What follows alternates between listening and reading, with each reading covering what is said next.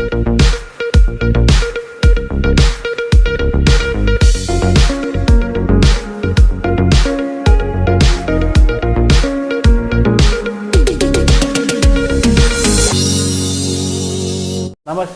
KVC news స్వాగతం. ప్రతిక్షణం సామాన్యుడి పక్షం. నేను మీ చలపతి. నేటి వార్త.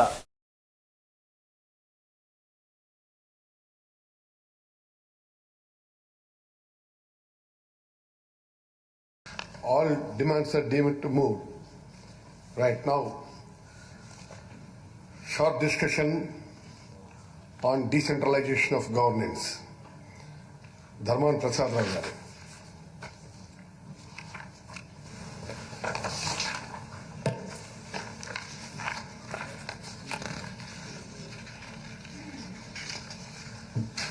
అధ్యక్ష,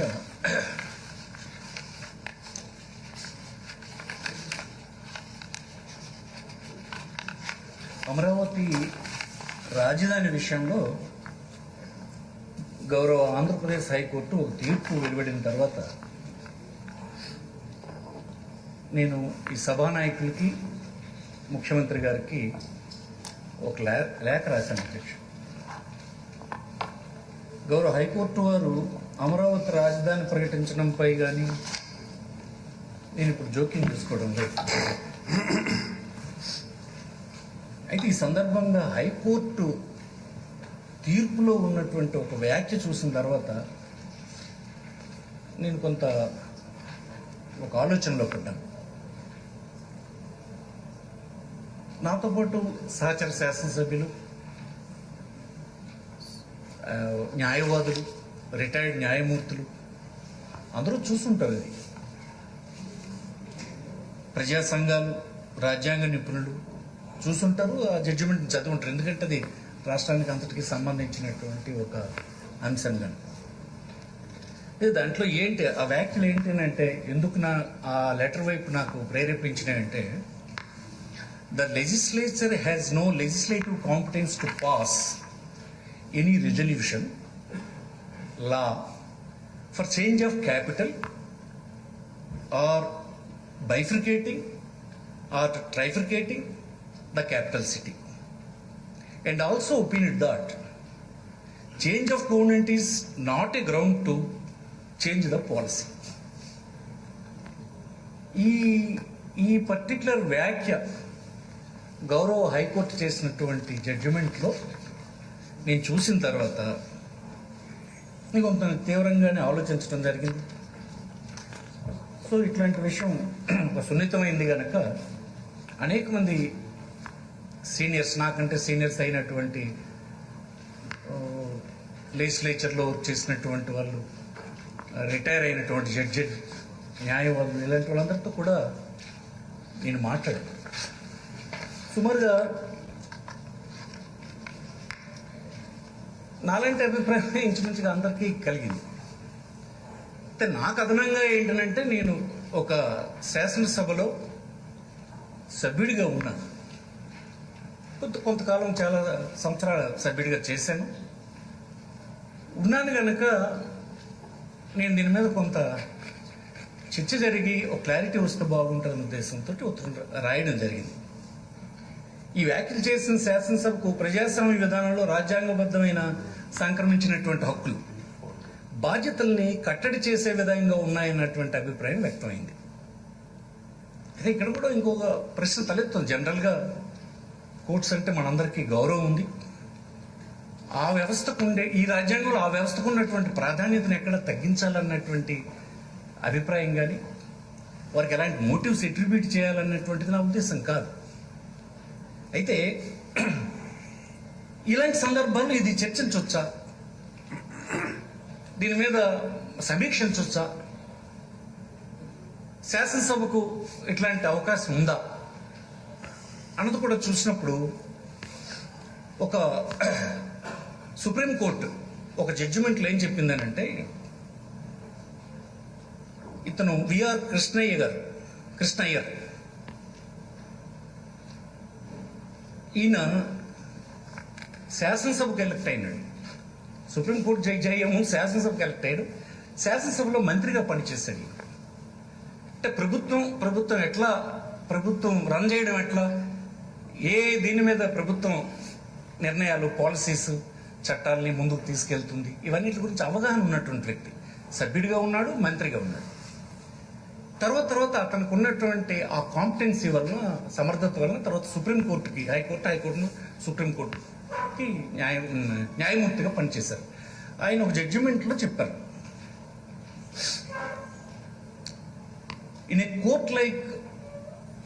in a country like ours, no public institution or the people who operate it can be above public debate. అంటే మనలాంటి దేశంలో ఏ ప్రభుత్వ సంస్థ కానీ లేదా దాన్ని నిర్వహించే వ్యక్తులు కానీ పౌర చర్చకి అతీతులు కావాలన్నటువంటిది ఆయన స్పష్టంగా చెప్పడం జరిగింది. దీన్ని మనం క్షుణ్ణంగా గమనించాలి. ప్రజాస్వామ్యంలో రాజ్యాంగబద్ధంగా ఏర్పడినటువంటి సంస్థలు ఒకదాని విధి నిర్వహణలో మరొకటి జోక్యం చేసుకుంటే దాన్ని మరొకటి ఒక వ్యవస్థను ఇంకొక వ్యవస్థ పలచం చేస్తూ ఉంటే ఆ కాన్స్టిట్యూషనల్ రెస్పాన్సిబిలిటీస్ని డిశ్చార్జ్ చేయనివ్వకుండా అడ్డుపడుతూ ఉంటే ఇది పరువు తీసుకోవడమే తప్ప తగని పని అన్నటువంటిది కూడా ఆయన మాటల్లో చెప్పడం జరిగింది. ఈ 3 విభాగాలంటే ఏంటి అధ్యక్ష? ఇది మనకందరికీ తెలిసినవే. శాసన వ్యవస్థ, న్యాయ వ్యవస్థ, కార్యనిర్వాహక వర్గం. అందుకోసం ఇలాంటి విషయాల మీద నేను నాతో సహా చాలామంది యువకులైన శాసనసభ్యులు వచ్చారు. అందరం కలిసి చర్చిస్తే బాగుంటుందన్న ఉద్దేశంతోనే ముఖ్యమంత్రి గారికి నేను లేఖ రాయడం జరిగింది. అది మీతో వారు చర్చించారు, దీనికి అవకాశం ఇచ్చారు. వారికి మీకు ఇది చర్చించే అవకాశం లభించినందుకు, మీరు అడ్మిట్ చేసినందుకు మీకు ముఖ్యమంత్రి గారికి నేను ధన్యవాదాలు తెలియజేస్తున్నాను.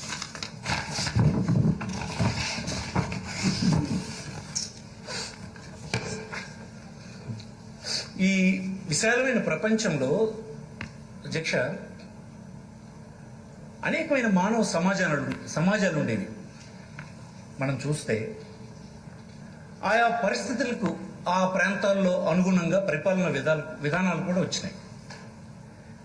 చిన్న తేడాలతో ప్రపంచమంతా మనకు కనిపించేటువంటి విధానం ఏంటంటే రాచరిక వ్యవస్థ.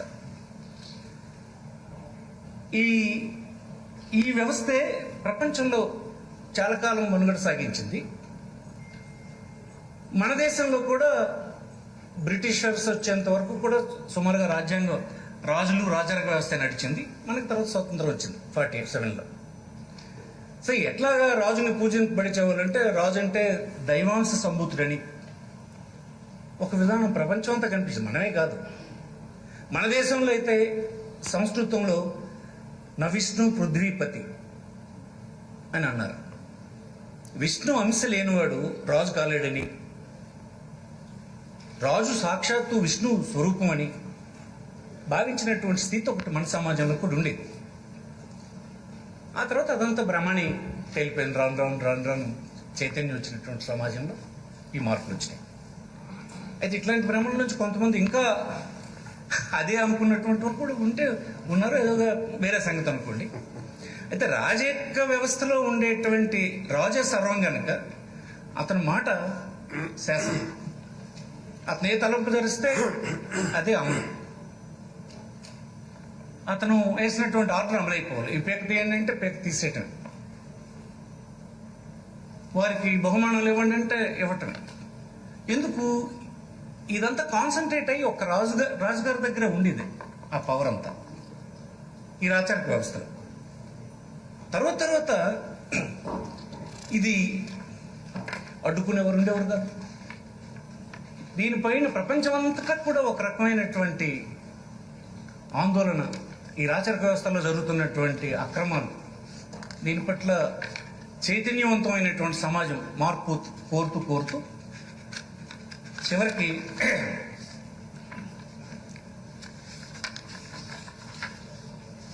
ఒక రకమైనటువంటి ఏకభావం దాని మీద కూడా కలిగింది. ఈ రాజుగారి దీంట్లో మన దగ్గర అయితే చూస్తే ఒక కథ కూడా మనందరికీ తెలుసు. కథ కాదు, వాస్తవమే. రాజుగారు ఎంత నిరంకుశంగా ఉండేవాడు అనేదానికి, ఎన్ని పొరపాట్లు జరిగిపోయేవని తెలియడానికి కృష్ణదేవరాయలకు సంబంధించి మనందరికీ తెలిసిన అప్పాజీ కృష్ణదేవరాయలు గారిని చిన్నప్పటి నుంచి పెంచి పెద్ద చేసి చక్రవర్తిని చేసి ఈ కీర్తికి ప్రతిష్టకి అన్నిటికీ కారకుడైనటువంటి అప్పాజీని కలుపుడిపించినటువంటి సంఘటన. తర్వాత అది కాదని తెలిసినా ఎందుకలా జరిగిందని మనం ఆలోచిస్తే పవర్ అనేది ఒక దగ్గర కాన్సన్ట్రేట్ అవ్వడం వలన ఇంకొకరు దాన్ని నిరోధించలేనటువంటి పరిస్థితి ఉండడం వలన ఇట్లాంటి పొరపాట్లు ఆ వ్యవస్థలో జరిగింది. ఈ రోజు వరకు ఇలా ఉంటే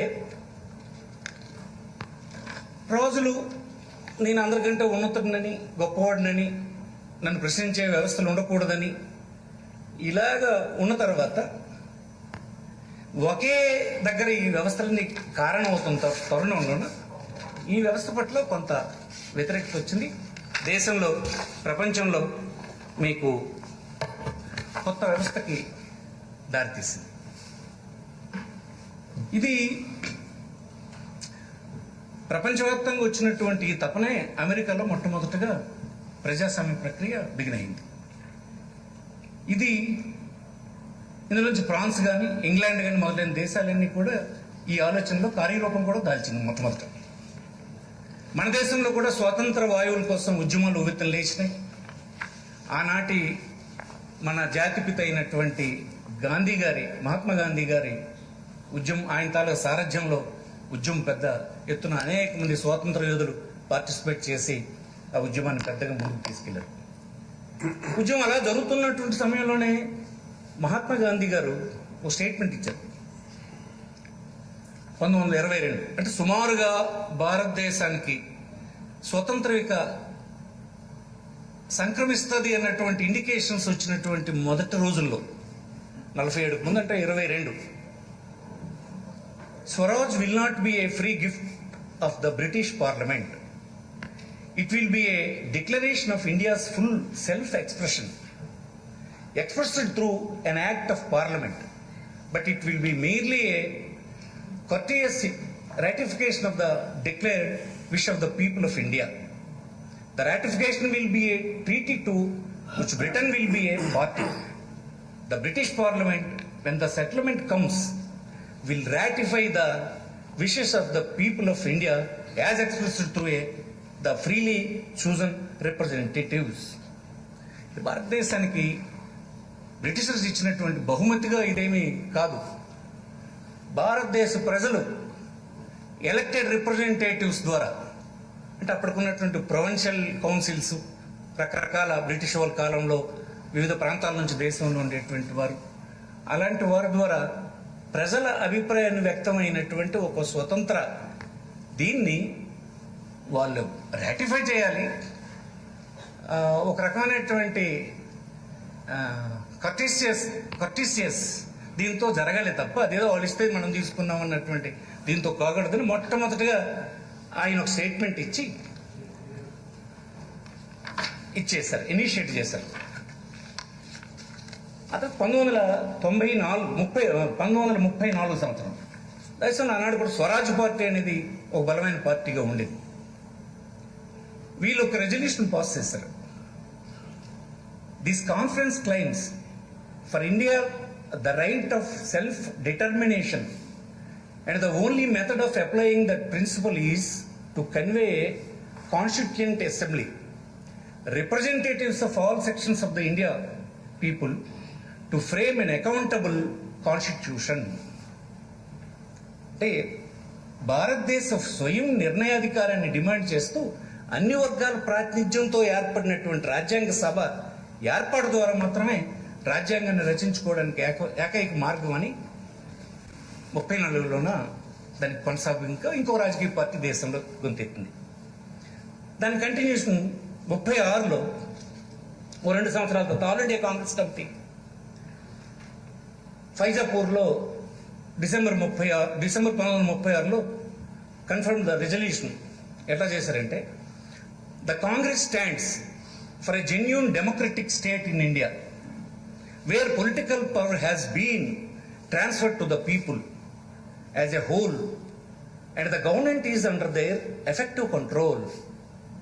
ఇది చాలా ఇంపార్టెంట్ అధ్యక్ష.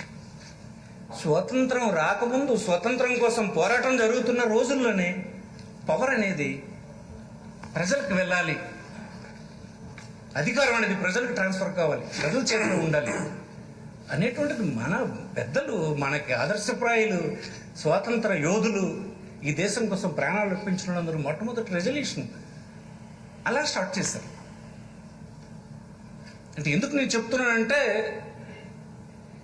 ఈ వ్యవస్థ, ఈ కాన్స్టిట్యూషన్, ఇవన్నీ సాధించడానికి చేసినటువంటి వాళ్ళు ఎప్పుడు స్వతంత్రం రాకముందే ఆ డైరెక్షన్ తీసుకున్నారు. ఎప్పుడు దానిలో ఎక్కడ డిఫరెన్స్ లేనే లేదు. Such a state can only come into existence through a constituent assembly having the power to determine finally the constitution of the country. ఇది నిజమైన ప్రజాస్వామ్యం మనం గట్టిగా సమర్థిస్తున్నటువంటి ఒక రెజల్యూషన్ అధ్యక్ష. ఈ విధంగా రాజ్యాధికారం ప్రజలకు దారాదత్తం చేయబడి ప్రభుత్వం ప్రజల అజమాయిషిలో ఉంటుంది. ప్రభుత్వం అనేది ఇలాంటి కాన్స్టిట్యూంట్ అసెంబ్లీ ద్వారా ఆ రాజ్యాంగం అంతా ఏర్పాటు కావాలన్నటువంటిది కూడా అప్పుడు స్టార్ట్ అయింది. 39వ సంవత్సరం కాంగ్రెస్ పార్టీ వర్కింగ్ కమిటీ తీర్మానం. Further November 1939 the Congress Working Committee adopted a resolution which declared that recognition of Indians' independence and the right of her people to frame their constitution through a constituent assembly is essential. భారతదేశ స్వాతంత్ర కాంక్షను వ్యక్తపరుస్తూ రాజ్యాంగ సభ ఏర్పాటు చేసుకుని రాజ్యాంగ నిర్మాణం చేసుకునే హక్కును గుర్తిస్తూ సిడబ్ల్యూసీ తీర్మానం చేస్తాం. ఇది 39. గౌరవ పండిట్ జవహర్లాల్ నెహ్రూ రాజ్యాంగ సభలో ఒక తీర్మానం ప్రవేశపెట్టి ఏమన్నారంటే, where in all power and authority of the sovereign independent India its constituent parts and organs of the government are derived from the people. రాజ్యాంగ పీఠికలో ఏమని మనం రాసుకున్నాం, మనం రచించుకున్న అద్భుతమైన రాజ్యాన్ని మనకు మనం ఎలా సమర్పించుకున్నామో ఒకసారి గమనిస్తే, we the people of India do hereby adopt, enact and give it to ourselves this constitution రాసుకున్నాం. ఇది ప్రపంచంలో అనేక దేశాలకు భిన్నమైనటువంటి ఒక రాజ్యాంగం అధ్యక్ష. ఇలాంటి రాజ్యాంగాలు ఏవో కొన్ని దేశాల్లో ఉన్నాయి. మన పక్కన ఉన్నటువంటి కొన్ని బంగ్లాదేశ్ లాంటిది, ఆస్ట్రేలియా, జపాన్ ఇట్లాంటి దీంట్లో ప్రజలు తనకు తానుగా సమర్పించుకున్నటువంటి. ఎందుకంటే రాజ్యాంగం ప్రజల ద్వారా వస్తుందని ప్రపోజ్ చేస్తే కొందరు ఆ రోజుల్లో జరిగినటువంటి పెద్దలు స్వతంత్రం రాకముందు రాజ్యాంగం ఎలా తేవాలి అని ప్రపోజ్ చేసినప్పుడు కొంతమంది by name of the God అన్నటువంటి ప్రపోజల్ కూడా కాన్స్టిట్యూంట్ అసెంబ్లీలో ఒక చర్చ జరిగింది అధ్యక్ష. చర్చ జరిగితే చర్చ ఎక్కడ వరకు దారితీస్తుందని అంటే, చర్చ ఓటింగ్ వరకు దారితీస్తుంది.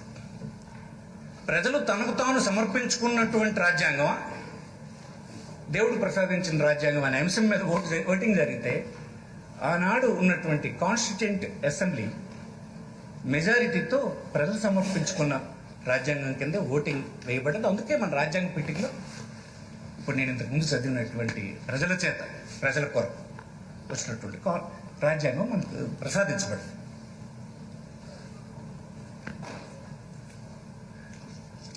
ప్రజలు ఎన్నుకున్న ప్రతినిధులతో రాజ్యాంగ సభ ఏర్పడింది కాబట్టి రాజ్యాంగానికి ప్రజల వల్లే అధికారం వస్తుంది. దీన్ని వ్యతిరేకిస్తూ గాడ్ వల్ల అధికారం వస్తుందని, ప్రజల అధికారం వస్తుందని ఓటింగ్ పెడుతూ ఆ ప్రపోజల్ ఓడిపోయింది. అంటే రాజ్యాంగానికి ఎప్పుడైనా మన చరిత్ర అంతా చూస్తే, ఈ దేశంలో వచ్చినటువంటి ఉద్యమాలు, స్వతంత్రం తీసుకొచ్చినటువంటి వాళ్ళు ఇవన్నీ చూస్తాయి.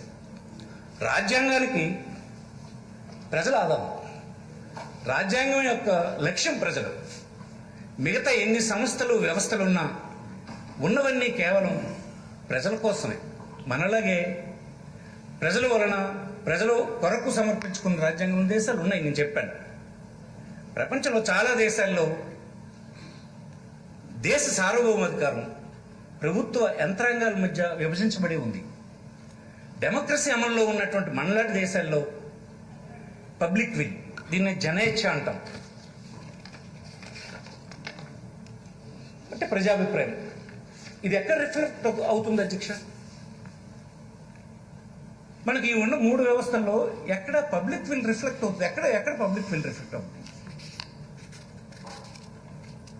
డైరెక్ట్ ఇంటరాక్షన్ మన వ్యవస్థలో ఈ 3 వ్యవస్థలు, జ్యుడిషియరీ కానీ, లెజిస్లేచర్ కానీ, ఎగ్జిక్యూటివ్ కానీ, పబ్లిక్ విల్ రిఫ్లెక్ట్ అయ్యేది ఎక్కడ అవుతుంది?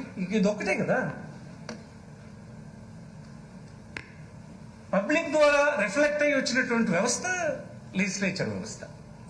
అంటే కాన్స్టిట్యూషన్లో ఏముండాలని చాలా కాలం ఎక్సర్సైజ్ జరిగిందో స్వాతంత్రానికి ముందు, కాన్స్టిట్యూషన్లో మనం ఏం రాసుకున్నామో ప్రజల చేత ప్రజల కొరకు అన్నటువంటిది, దాని ద్వారా అది రిఫ్లెక్ట్ అయ్యేటువంటి సభలే ప్రజలు ఎన్నుకున్నటువంటి లెజిస్లేచర్. అందుకోసం ఇదేదో ఒక్కొక్కసారి ఒక్కొక్కలాగా సడన్ గా వచ్చినటువంటి కూడా కాదు. దేశంలో అనేక చర్చలు, అనేక మంది వాదనలు అన్ని అయిన తర్వాత మనం రాసుకున్న కాన్స్టిట్యూషన్ ఫైనల్ గా ఆ ప్రజల కొరకు అన్నటువంటిది వచ్చింది. ప్రజల తాలూకు విల్ అనేది డైరెక్ట్ గా రిఫ్లెక్ట్ అయ్యేది శాసనసభలు, అక్కడ లోక్సభ. అంత మాత్రం చేత నేను ఇతర వ్యవస్థల్ని అవి ప్రాధాన్యత లేనివంటి నన్ను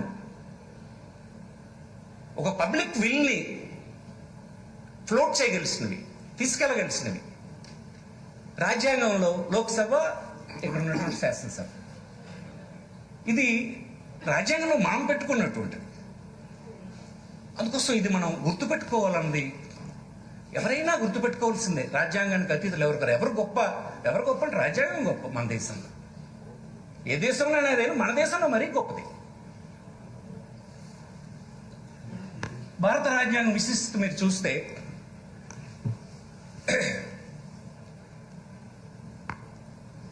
ప్రపంచంలో మొట్టమొదటి లిఖిత రాజ్యాంగం అమెరికా 1789లో వచ్చింది. సో ప్రపంచంలోనే రాజ్యాంగం మొదట వచ్చింది మనకి. చాలా దేశాల్లో రాజ్యాంగాలు వచ్చాయి కానీ 10 సంవత్సరాలు 20 సంవత్సరాల లోపే విఫలం అయిపోయింది. అంటే రాజ్యాంగం రద్దు చేసుకుంటాడు, మళ్ళీ కొత్త రాజ్యాంగాలు రచించుకుంటున్నాడు. మన దగ్గర యావరేజ్ ప్రపంచంలో రాజ్యాంగాలు వచ్చినటువంటి దేశాల యావరేజ్ లైఫ్ చూస్తే 19 years ఉంది. అది కొంతమంది రాజనీతి పండితులు చేసినటువంటి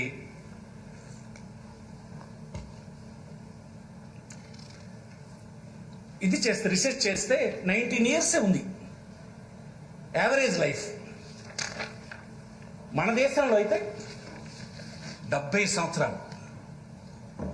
తిరుగులేని విధంగా ఈ దేశంలో అనేక సమస్యలు వచ్చిన ఈ కోట్లాది మంది ప్రజల తాలూకు ఆకాంక్షలను నెరవేరుస్తూ చిన్న ఆటంకాలు వస్తున్నా, ఆవేదనలు వస్తున్నా, ఇష్యూస్ వస్తున్నా, చిన్న డిఫరెన్సెస్ వస్తున్నా ఎంత చక్కగా సాగుతుంది అధ్యక్ష.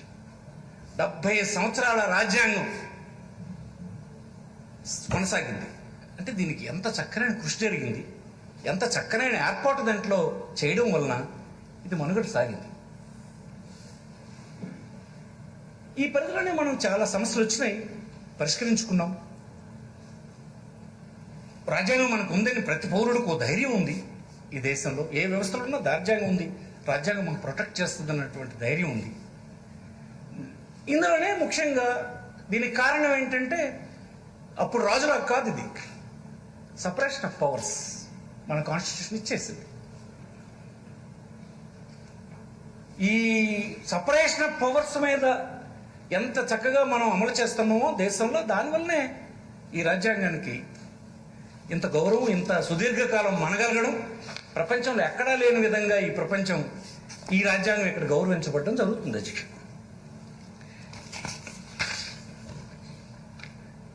మరి ఇట్లాంటి సందర్భంలో ఇలాంటి కాన్స్టిట్యూషన్, ఇలాంటి చరిత్ర మనకు ఉన్నప్పుడు స్పష్టత ఉండాలి కదా. ఏ విభాగం అయినా, అది శాసనసభ కానివ్వండి, న్యాయ వ్యవస్థ కానివ్వండి, ఎగ్జిక్యూటివ్ కానివ్వండి, వారి అధికారాలపైన ఒక అవగాహన, వారి బాధ్యతలపైన స్పష్టత లేనప్పుడు ఆ శాఖలో ఎంత సమర్థులైనటువంటి వాళ్ళు ఉన్నా సత్ఫలితాలు ఇవ్వు అధ్యక్ష.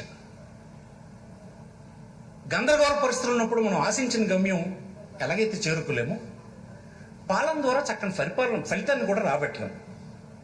మనం నడిచే దారి ఇక్కడ మళ్ళీ మళ్ళీ చెప్తున్న అధ్యక్ష, స్పష్టత అంతా దేని మీద? లెజిస్లేచర్కి ఏముంది కాన్స్టిట్యూషన్లో, ఎగ్జిక్యూటివ్కి ఏముంది, జ్యుడిషియర్కి ఏముంది అనేటువంటి స్పష్టత. ఆ స్పష్టత ఎవరికేంటో తెలియకుండా ఉండుంటే అసలు మనం గమ్యం అలా చేరుతాం, మన లక్ష్యాలు అలా చేరుస్తాం. ఒక ప్రభుత్వానికి కొన్ని లక్ష్యాలు అలా చేరుతాయి, ఒక న్యాయ వ్యవస్థ కొన్ని లక్ష్యాలు అలా చేరుతాయి, లేదు ఒక ఎగ్జిక్యూటివ్కి ఉండేటువంటి లక్ష్యాలు అలా చేరుతాయి. స్పష్టత అవసరం కదా. ఎవరు వ్యక్తులు అక్కడ ఉన్నారని ముఖ్యం కాదు. వ్యక్తులున్నా అదే సంస్థలకైనా క్లారిటీ ఉండాలి. ఆ క్లారిటీ 70 సంవత్సరాల తర్వాత కూడా ఇంకా లేదు అని అంటే, లేకుండా ఉండుంటే మరి అందరం దాని పట్ల ఆలోచన చేయాల్సినటువంటి అవసరం ఉంది. ఆ స్పష్టత లేకపోతే మహాత్మా గాంధీ గారు అన్నారు, అసలు స్పష్టత లేని ఇది means should justify the ends అనే ఒక మాట ఆయన గాంధీ గారు చెప్పారు. మన లక్ష్యం ఎంత గొప్పదో మన మార్గం కూడా అంత గొప్పగా ఉంటారంటారు ఆయన. ప్రజాస్వామ్యంలో మనందరం ఇది గొప్ప సూత్రంగా భావిస్తాం. స్పష్టత లేనిది దేనిని సాధించలేం. అందులో ప్రజలకు సంబంధించినటువంటి విషయాలు, పాలనకు సంబంధించిన విషయాలు ఒకరం కాదు కదా. ఇది అనేకమైనటువంటి రాజ్యాంగ సంస్థలు పనిచేసినటువంటి వ్యవస్థ మన కాన్స్టిట్యూషన్ మనకి ఇచ్చింది. ఈ అన్ని వ్యవస్థల మధ్యన స్పష్టత, ఎవరి పరిధేంటి, ఎవరి విధులేంటి అనేది లేకుండా అయితే మాత్రం ఇది ఎప్పటికైనా మనం మన కాన్స్టిట్యూషనల్ లక్ష్యాల్ని చేరుకోలేమన్నటువంటిది నా ఆవేదన అధ్యక్ష. ఇది గందరగోళమైనటువంటి పరిస్థితులు కూడా దారితీస్తుంది. There is no greater impediment to the advancement of knowledge than the ambiguity. జ్ఞానానికి కానీ సమర్థతకు కానీ అస్పష్టతకు మించినటువంటి అవరోధం లేదు. అస్పష్టత అనేది అంత ప్రమాదమైంది, అదే పెద్ద అవరోధం. అందుకోసం స్పష్టత ఇప్పుడు అవసరం. స్పష్టత లేని దగ్గర స్పష్టత తెచ్చుకోవాల్సినటువంటి అవసరం అయితే ఉంది. సో నా జగ్గి వాసుదేవ్ గారు సద్గురు ఆయన కూడా చెప్తారు, confidence without clarity is a disaster. Confidence ఉండాలి, క్లారిటీ ఉండాలి. క్లారిటీ అనేది అంత ముఖ్యం ఉంది కాబట్టి డిజాస్టర్ కింద అయిపోతుంది. అధ్యక్ష, నేను కావాలనుకుంటున్న స్పష్టత దేని గురించి అవసరం ఏంటని ఆలోచించినప్పుడు ఒక ముఖ్యమైన విషయాన్ని గుర్తుపెట్టుకోండి. విశాలమైన ఈ ప్రపంచంలో అనేకమైన మానవ సమాజాలు, అనేక ప్రాంతాలు వచ్చాయి. ఆ పరిస్థితికి అనుగుణంగా పరిపాలన విధానాలను కనుక్కొని ఆచరించి అమలు చేసుకున్నారు. ప్రజాస్వామ్యంలో మనకి ఈ separation of powers, doctrine of separation of powers, ప్రజాస్వామ్య వ్యవస్థ వచ్చిన తర్వాత అధికారాలు వికేంద్రీకరణ జరిగింది, స్పష్టమైన విభజన జరిగింది. ఏ వ్యవస్థలు ఏ అధికారాలు కలిగి ఉండాలో స్పష్టంగా నిర్ణయించబడ్డాయి. ఈ విధానానికి కూడా పూర్వం రాజనీతి పండితులు అంకురార్పణ చేశారు. ఈ విభజన అనేది అధ్యక్ష, అది మీరు ఒకసారి చరిత్ర తిరగవేస్తే క్రీస్తు పూర్వం నుంచి ఈ విభజన అనే అంశం గురించి అనేకమైన రాజకీయ పండితులు ఈ సపరేషన్ ఆఫ్ పవర్స్ గురించి చెప్పుకుంటూ వచ్చారు. వికేంద్రీకరణ, అధికార వికేంద్రీకరణ లేదా విభజన సిద్ధాంతం, the doctrine of separation of powers క్రీస్తుపూర్వం నుండి మనం గమనించగలం. మొదట అరిస్టాటిల్, ఈయన క్రీస్తుపూర్వం 384 322 అప్పటివాడు తన పాలిటిక్స్ అనే గ్రంథంలో మిక్స్డ్ గవర్నమెంట్ లేదా హైబ్రిడ్ గవర్నమెంట్ అనే గ్రంథం కాన్సెప్ట్ ఒకటి రాశారు అతను. దాంట్లో అరిస్టాటిల్ గ్రీక్ నగర రాజ్యాల్లో సిటీ స్టేట్స్ అనే 3 విభాగాల సమన్వయంతో పరిపాలన ఎలా నిర్వహించాలనేటువంటి మౌలిక సూత్రాలని అందులో పొందుపరిచారు. ఎప్పుడు అధ్యక్ష ఇది అలాంటి రోమన్ రిపబ్లిక్లో Roman senate, councils and assemblies, ఈ 3 విభాగాలు వాటి పరిధిలో విధులు నిర్వహించి మిక్స్డ్ గవర్నెన్స్ ఉదాహరణగా నిలిచే ఆ సిద్ధాంతం ద్వారా. అలానే ఈ 3 విభాగాలు ఒకదానిపై మరొకటి అప్రమత్తంగా ఉంటే చెక్స్ అండ్ బ్యాలెన్సెస్ పరిపాలన జరుగుతుందనే వాదన బలంగా రాజనీతి పండితుడు పాలిబియస్ క్రీస్తుపూర్వం 205 118 ఈ కాలంలో చేశారు. రాజనీతి శాస్త్ర పండితుల్లో ముగ్గురు మనకు ప్రముఖులు కనిపిస్తారు: హాబ్స్, జీన్ జోన్ లాక్స్ మరియు రూసో. ఈ ముగ్గురులో లాక్స్ అనే పండితులు కూడా ఈ అధికారాల విభజన గురించి స్పష్టమైనటువంటి సిద్ధాంతాన్ని ప్రతిపాదించారు. ఆ తర్వాత ఫ్రెంచ్ న్యాయకోవిదుడు మాంటెస్క్యూ, అతను తన గ్రంథం ద స్పిరిట్ ఆఫ్ లాస్లో పరిపాలనలో శాసన, న్యాయ, కార్యనిర్వాహక వర్గాల మధ్య అధికారాల విభజన ఎంత ప్రాధాన్యమో చాలా స్పష్టంగా చెప్పారు. ఆయన ఏమంటాడంటే, శాసన, కార్యనిర్వాహక అధికారాలు ఒకే వ్యక్తిలోనో ఒకే వ్యవస్థలోనో కేంద్రీకృతం అయితే అది స్వేచ్ఛకు ముప్పు. శాసన నిర్మాణం, దాని అమలు చోటు ఒకే ఉంటాయి కాబట్టి నిరంకుశమైన చట్టాలు తయారవుతాయి, మరింత నిరంకుశంగా అమలు జరుగుతాయి. అలాగే న్యాయ వ్యవస్థకు ప్రత్యేకమైనటువంటి స్వయంప్రతి లేకపోతే న్యాయమూర్తులు శాసనకర్త నియంత్రించే పరిస్థితులు ఏర్పడతాయి. అది మంచిది కాదు, మంచి పద్ధతి కాదు.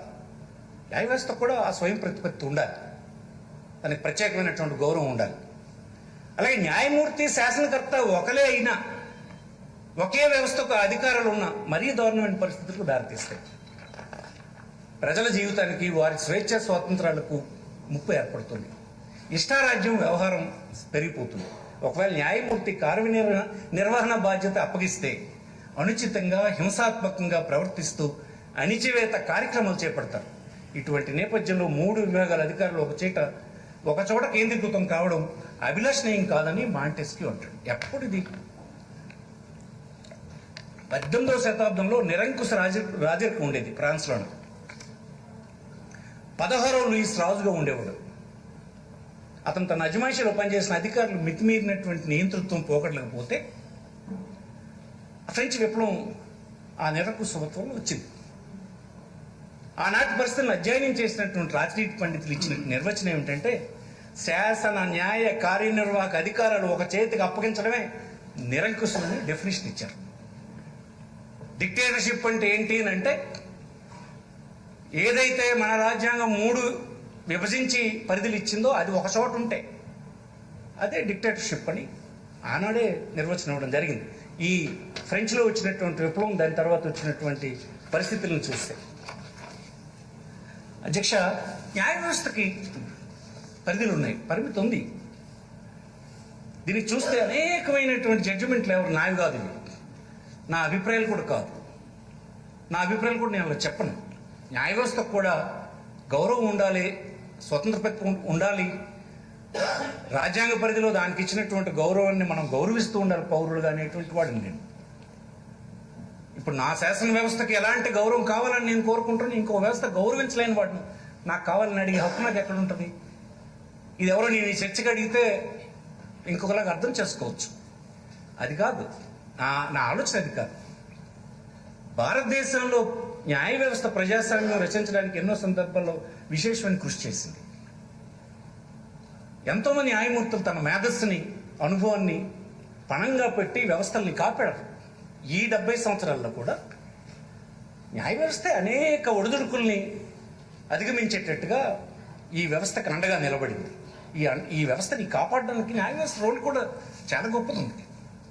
అనేక మంది న్యాయమూర్తులు వాళ్ళు ఒక సామాన్యుడు అన్యాయానికి గురైనప్పుడు న్యాయ వ్యవస్థ తలుపు తడితే వారికి ఉన్న ఆదుకున్న సందర్భాలు మన స్వతంత్ర భారతదేశంలో కోకొల్లలుగా ఉన్నాయి. ఇందులో సుప్రసిద్ధ న్యాయమూర్తులు కొన్ని పేర్లు నేను సేకరించాను. చీఫ్ జస్టిస్గా పనిచేసినట్టు S J Kania, justice Patanjali Sastri, justice Gajendra Gadkari, justice Koka Subbarao గారు, justice K S Wanchoo, justice Hidayatullah, justice A N Ray, justice Y V Chandrachud, justice P N Bhagwati, justice E S Venkataramiah, justice M V Venkatachaliah, justice L Dattu, ఇట్లాంటి అనేక మంది కంట్రిబ్యూషన్స్ మనకి అవర్ జడ్జిమెంట్ల ద్వారా కనిపిస్తాయి. కాన్స్టిట్యూషన్కి లేదు వివిధ వ్యవస్థలకు మధ్యన కాన్ఫ్లిక్ట్ వచ్చినప్పుడు, ప్రాథమిక హక్కులకు భంగం వచ్చినప్పుడు, ఆదేశిక సూత్రాలను పాటించినప్పుడు అవన్నీ బ్రహ్మాండంగా కాపాడుకుంటూ వచ్చారు. సుప్రీంకోర్టు మనకు అత్యున్నతమైనటువంటి న్యాయ వ్యవస్థ, ఎపెక్స్ కోర్టు మనకి ఈ దేశానికి.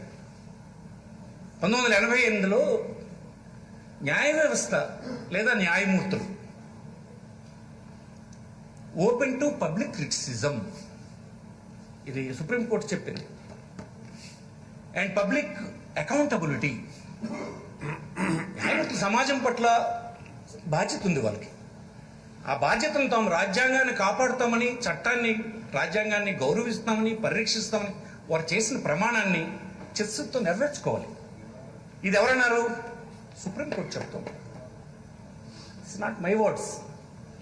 న్యాయమూర్తులకు మోటివ్స్ ఆపాదించకూడదు. అంతవరకు పౌరులు ఎవరు కానీ, సంస్థలు కానీ, లేదు ఈ ఇతర రెండు వ్యవస్థలు కానీ మోటివ్స్ ఎప్పుడు ఆపాదించకూడదు. ఎందుకంటే అది పలచన అయిపోతుంది. దానివల్ల న్యాయ వ్యవస్థ పలచన అయితే, న్యాయ వ్యవస్థ విశ్వాసం కోల్పోతే తప్పకుండా దాని ప్రభావం మళ్ళీ పడుతుంది కనుక ఉండకూడదు. అది కూడా ఆయన చెప్పాడు. న్యాయ వ్యవస్థ పట్ల ప్రజలకున్న విశ్వాసమే ప్రజాస్వామ్య వ్యవస్థలు విజయవంతంగా పనిచేయడానికి ఒక ముఖ్యమైన మూలస్తంభంగా ఉంటాయి. అందుకోసం దురుద్దేశాలు ఏవి ఆపాదించకూడదు. కానీ సమీక్షించే అధికారం మాత్రం పౌరులకే ఉంది, ఈ సభకు కాదు. ఇది ఒక సుప్రీంకోర్టు జడ్జి చెప్పినటువంటి అంశమని ఈ సందర్భంగా నేను మనవి చేస్తున్నాను. చంద్రహౌస్ 2007లో ఒక తీర్పు ఇచ్చారు. ఇందులో ముఖ్యాంశాలు ఏంటంటే, న్యాయమూర్తులు జ్యుడిషియల్ యాక్టివిజం పేరుతో కార్యనిర్వాహక వర్గం ఎగ్జిక్యూటివ్ ఆర్ లెజిస్లేటివ్ చేసే పనుల్ని చేస్తుండడం వలన అనేకమైన కేసులు వస్తున్నాయి. సుప్రీంకోర్టు అభిప్రాయపడింది అధ్యక్ష. కాబట్టి మేము వ్యాఖ్యలు చేయాల్సినటువంటి పరిస్థితులు ఏర్పడ్డాయి. న్యాయమూర్తులు అలా చేయడం న్యాయసమ్మతం కాదు అన్నటువంటి సుప్రీంకోర్టు అభిప్రాయం. ఇది 2007లో చంద్రహౌస్ ఇచ్చినటువంటి ఒక తీర్పు. జ్యుడిషియల్ యాక్టివిజం పేరు న్యాయమూర్తులు తమ పరిధులు దాటి ఇతర విభాగాలకు చెందిన విధులు నిర్వహించరాదు. న్యాయమూర్తులు ఎగ్జిక్యూటివ్, లెజిస్లేచర్ విధుల్లో చొరబడకుండా జ్యుడిషియల్ రెస్ట్రైంట్ అంటే స్వీయ నియంత్రణ పాటించాలి అని సుప్రీంకోర్టు, హైయెస్ట్ కోర్టు, అత్యున్నతమైన కోర్టు కేటగారికల్గా చెప్పింది అధ్యక్ష. ఈ సందర్భంగా నేను మాంటెస్క్యూ తన స్పిరిట్ ఆఫ్ లాస్ లో ప్రతిపాదించిన సపరేషన్ ఆఫ్ పవర్ సిద్ధాంతాన్ని గుర్తుంచుకోవాలి. ఇంకా ఈ తీర్పులో గొప్ప మాటలు అధ్యక్ష. ఇలా జ్యుడిషియల్ ఇతర విభాగాల విధుల్లో జోక్యం చేసుకోవడానికి ఒక కారణం చెబుతుంటారు అని అతను అంటారు. సుప్రీంకోర్టు జడ్జి అంటున్నారు. అదేంటంటే ఎగ్జిక్యూటివ్, లెజిస్లేటివ్ సరిగా పనిచేయడం లేదు, అందుకోసం మేము జోక్యం చేసుకున్నాం. ఆ మాట న్యాయ వ్యవస్థ కూడా వర్తిస్తుందని సుప్రీంకోర్టు జడ్జి అన్నారు. న్యాయ వ్యవస్థ సరిగా పనిచేస్తే అర్ధ శతాబ్దంగా ఇన్ని కోసం కోర్టులో పెండింగ్ ఎందుకు ఉంటాయి అంటూ ఇంకొక అబ్జర్వేషన్ ఆయన ఇచ్చారు. ఒకవేళ లెజిస్లేచర్లో కానీ ఎగ్జిక్యూటివ్లో కానీ సరిగా పనిచేయకపోతే, సమర్థంగా పనిచేయకపోతే ఆ విషయం ప్రజలు చూసుకుంటారు. ఎన్నికల్లో వారు ఆశలు తీర్చగల వ్యక్తులను ఎన్నుకుంటారు, పార్టీలను ఎన్నుకుంటారు. లేదా న్యాయబద్ధమైన విధానాల్లో వారి అసంతృప్తిని ప్రదర్శన ద్వారా తెలియచేస్తారు. అంతేగాని వారి విధుల్లో జోక్యం చేసుకోవడం సమస్యకు పరిష్కారం కాదని చాలా కేటగారికల్గా సుప్రీంకోర్టు చెప్పింది.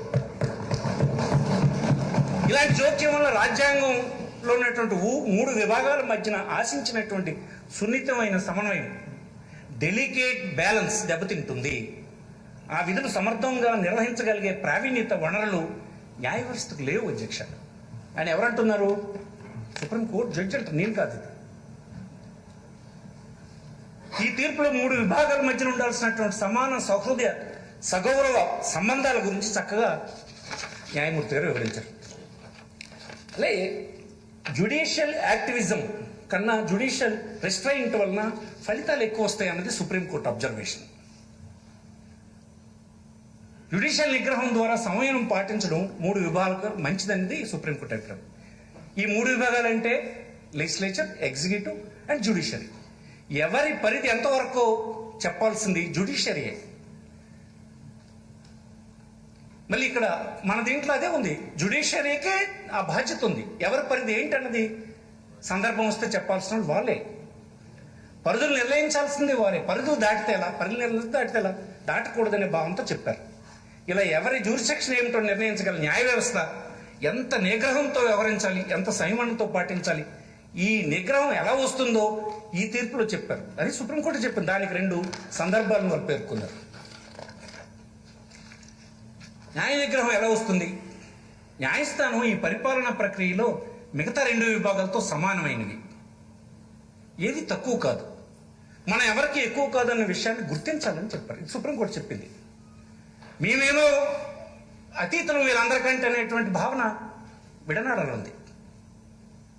నాతో కలిసి ఇంకో 2 వ్యవస్థలు నాతో సరిసమానమైనవే, నేను వారికంటే ఎక్కువ కాదన్నటువంటి భావాన్ని మనం అంతర్లీనంగా ఉంచుకోవాలి అని చెప్పింది సుప్రీంకోర్టు చెప్పింది. ఇది మిగిలిన 2 విభాగాలు సమానమనే భావం, వాటి విధుల్ని గౌరవిస్తూ జోక్యం చేసుకోకుండా స్వీయ నిరంతరం కలిగి ఉండాలి.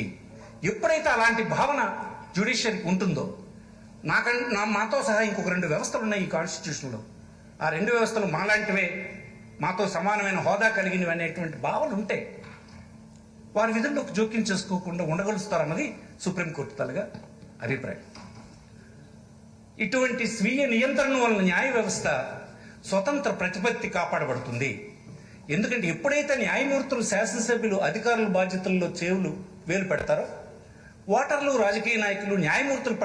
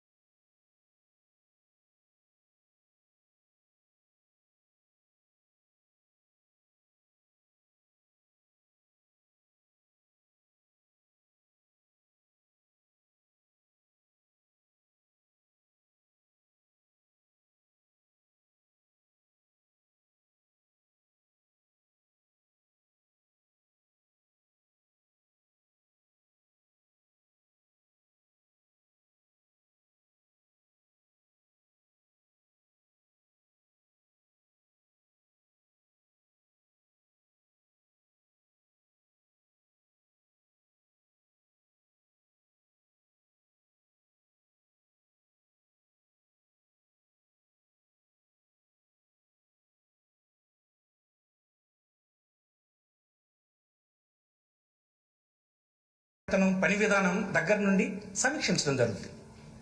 లెజిస్లేచర్ లాగా, ఎగ్జిక్యూటివ్ లాగా న్యాయమూర్తులను కూడా ఎన్నుకుందామనే అభిప్రాయానికి వస్తారు. దీనివల్ల న్యాయ వ్యవస్థ స్వేచ్ఛ స్వాతంత్రాలకు పెనుముప్పు ఏర్పడుతుందని నేను చెప్పడం కాదు, సుప్రీంకోర్టు చెప్తుంది. నేను అలా చెప్పను అధ్యక్ష, నేను అలాంటి మాటలు ఎవరిని అగౌరవపరచను. నా పరిదాటిన విషయాలు నేను చెప్పను, సుప్రీంకోర్టు కోర్టు చేసిన చెప్తున్నాను.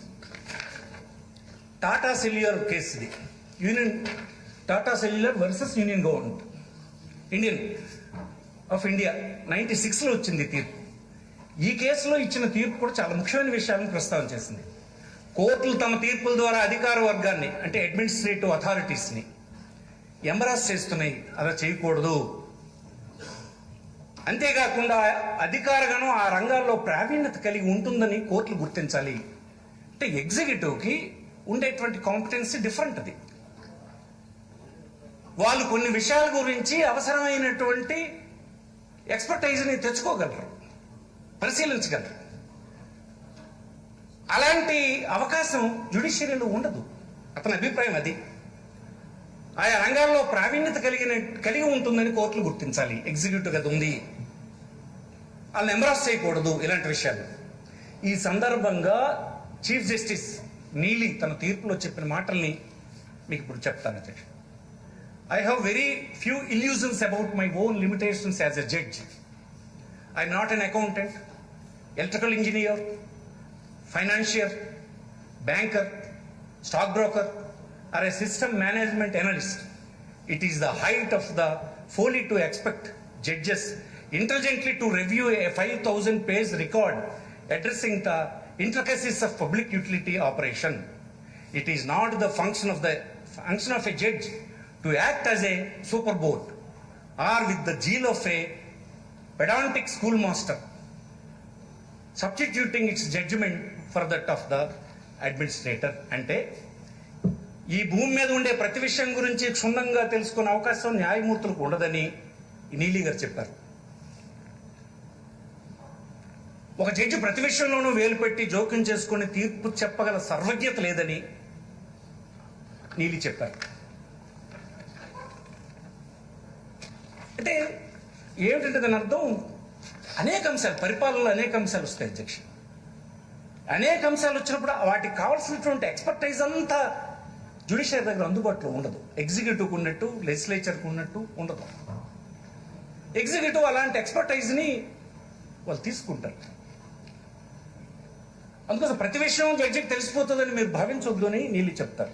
మాకే తెలుసునని ఆ సర్వజ్ఞత ఉందని మనం అనుకోవద్దని. 5,000 పేజీలు ఇచ్చేస్తే నాకు అందులో ఉన్నటువంటి టెక్నికాలిటీస్ అని నాకు ఏం తెలుస్తాయి అన్నటువంటి అభిప్రాయం ఆయన వ్యక్తం చేస్తారు. ఒక ఉదాహరణ చెప్పారు.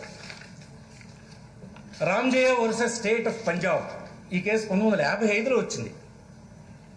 ఈ 2 కేసుల్లో తీర్పుల్లో సుప్రీంకోర్టు చాలా స్పష్టంగా లెజిస్లేచర్, జ్యుడిషియరీ, ఎగ్జిక్యూటివ్ అని 3 విభాగాలు ఒక దాంట్లో మనం జోక్యం చేసుకోకుండా తమ విధులను నిర్వహించాలని తెలియజేసింది. ఈ కేసులో no organ can usurp the functions assigned to another. ఇక్కడ గౌరవ సుప్రీంకోర్టు చాలా గొప్ప తీర్పు ఇచ్చింది. వారు రాసిన మాటలను యథాతథంగా చదివి వినిపిస్తాను. Judiciary has no power overshadowed or the purse. Nonetheless, it has power to ensure that the aforesaid 2 main organs of state function within a constitutional limits. It is the sentinel of democracy. Sentinel democracy అంటే న్యాయ వ్యవస్థ, ప్రజాస్వామ్య కాపలదారు.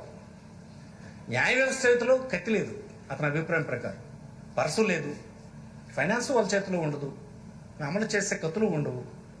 అంటే దురదృష్టం కొద్దీ కొంతమంది కత్తులు న్యాయమూర్తులు ఇలాంటి అభిప్రాయంతో ఉన్నారు అని అభిప్రాయపడుతుంది అతను. అలా చేయకూడదని సాక్షాత్తు సుప్రీంకోర్టు తన తీర్పులో చెప్పిందంటే న్యాయమూర్తులు కొన్ని దగ్గరలో ఎక్సీడ్ అయిపోతున్నారు అన్నది సుప్రీంకోర్టు అభిప్రాయం. జ్యుడిషియల్ రివ్యూ రాజ్యాంగ విరుద్ధమైన చట్టాల్ని చర్యల్ని నివారించే ఒక ఆయుధం. ఆ ఆయుధాన్ని స్వీయ నియంత్రణలో న్యాయ వ్యవస్థ చాలా జాగ్రత్తగా ఉపయోగించాలి. జస్టిస్ జేఎస్ వర్మ ఒక ఉపన్యాసంలో చెప్పారు అధ్యక్ష. ఇది సుప్రీంకోర్టు అభిప్రాయం. ఒక ఉపన్యాసంలో చెప్పారు ఆయన, జడ్జెస్కి ఒక క్లాస్ కండక్ట్ చేస్తూ. Recently the courts have apparently, if not clearly strayed into the executive domain or in matters of policy. For instance, the orders passed by the High Court of Delhi in recent times dealt with subjects ranging from age and other criteria for nursery admissions, unauthorized schools, criteria for free seats in schools, supply of drinking water in schools, number of free beds in hospitals etcetera. ఇది ఒక మంచి observation అధ్యక్ష. ఆయన ఏమంటారంటే, if there is a law, judges can certainly enforce it, but judges cannot create a law and seek to enforce it. This is clearly illegal because judges cannot legislate. Legislature అనేది ఈ వ్యవస్థలో ఒక్క శాసనసభకు, అక్కడ పార్లమెంట్కే ఉంది తప్ప ఇంకొకరు చేయడానికి ఈ వ్యవస్థలో లేదు. ఇది చాలా క్లియర్గా ఉన్నటువంటి అంశం అధ్యక్ష. ఢిల్లీ హైకోర్టు అయితే ఎప్పుడు ఆ లెజిస్లేషన్ ఫండమెంటల్స్కి, ఆదేశ సూత్రాలకి ఎక్కడైనా భంగం కలిగితే, ఫండమెంటల్స్ దీనికి దెబ్బ తగిలితే, అన్కాన్స్టిట్యూషనల్ అయినప్పుడు మాత్రమే ఇంటర్ఫియర్ అవ్వచ్చు అంతే.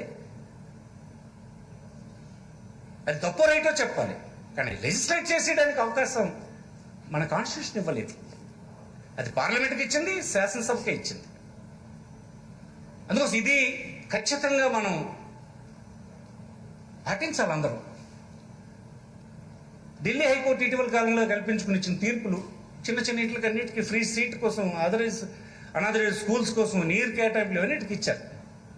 ఈ తీర్పులు చెప్పడం మంచిది కొంచెం, అదే ఎగ్జిక్యూటివ్ పని, ఎన్నికైనటువంటి పార్టీల పని. అంటే నీకు రిజిస్ట్రేషన్ లేకుండా అలా చేయండి అని చెప్పడం అనేది అది నీకు లేని అధికారంలోకి వెళ్తున్నావు అన్నటువంటి విషయాన్ని ఆయన చెప్పాడు. అలా ఇంటర్ఫియర్ అవ్వకూడదు మనం అని చెప్పాడు. లెజిస్లేషన్ ఉంటే లెజిస్లేషన్లో ఏదైనా ఉంటుంది అమలు చేయమని చెప్పవచ్చు, కానీ లేని లెజిస్లేషన్ని సృష్టించేసి చెప్పే అధికారం ఆ జ్యుడిషియరీకి లేదు. V K Reddy versus State of Andhra Pradesh 2006. Judges should not proclaim that they are playing the role of lawmakers merely for an exhibition of judicial valor. Judge తన ధైర్యాన్ని, సాహసాన్ని ప్రదర్శించడానికి శాసనకర్త పాత్రను పోషించకూడదు అని సుప్రీంకోర్టు చెప్పింది. అలానే supreme court Suresh Sheth and commissioner Indore municipal municipality 206 కేసుల్లో judicial, ఇప్పుడు honourable justice Anand, former chief justice of India, ఒక సందర్భంలో ఏమన్నారంటే, CJ, judicial activism should not become judicial adventurism. The courts must act with caution and proper restraint. They must remember that. It is very important. అంటే అనేక సందర్భాల్లో ఇట్లాంటివి జరిగితే supreme court ఎలా బిడకలేసింది. ఆ సందర్భంలో చేసినటువంటి కామెంట్లు ఇవి. న్యాయాన్ని కాపాడవలసిన న్యాయమూర్తులు ముఖస్థుతికి కానీ, పొగడతలకు కానీ పొంగిపోవడమో, విమర్శలకు కుంగిపోవడమో చేయరాదు. వ్యక్తిగత అభివృద్ధి, స్వలాభాపేక్ష విడిచిపెట్టాలి అంటూ, it needs to be remembered that courts cannot run the governments. కోర్టులు ఒక విషయం ఎప్పుడు మర్చిపోకూడదు, ఒక విషయాన్ని గుర్తుపెట్టుకోలేదు. ఏంటంటే కోర్టులు ప్రభుత్వాన్ని నడపలేవు, నడపకూడదు కూడా.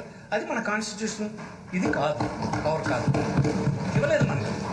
Judicial activism is an unguided missile. ఇంకొక మాట కూడా అన్నాడు, activism is a unguided missile. Failure to bear in mind would lead to chaos. న్యాయ వ్యవస్థకు అలారం బెల్లగా పనిచేయాలి. ఎగ్జిక్యూటివ్ అదమర్చి వాటి బాధ్యతలను విస్మరించడం నిద్రనటిస్తున్నప్పుడు దాన్ని తట్టిలేపి దాంతో పని చేయించాలి.